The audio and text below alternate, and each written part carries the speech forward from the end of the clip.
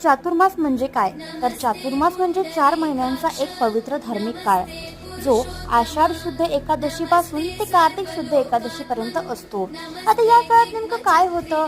तर भगवान विष्णू योग निद्रेत जातात. म्हणून या काळात लग्न, वास्तुशांती, मुंज यासारखी शुभ कार्ये टाळली जातात.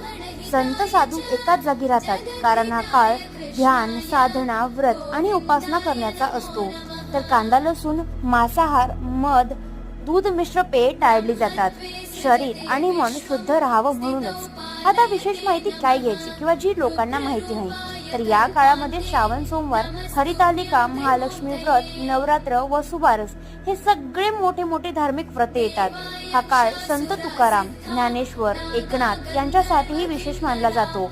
तर चातुर्मास म्हणजे फक्त नियम नव्हे, तो आहे मन, शरीर आणि आपल्या आत्म्याचा रिफ्रेश बटन. तर तुम्ही हे चातुर्मास पाळा आणि काय करायचं ते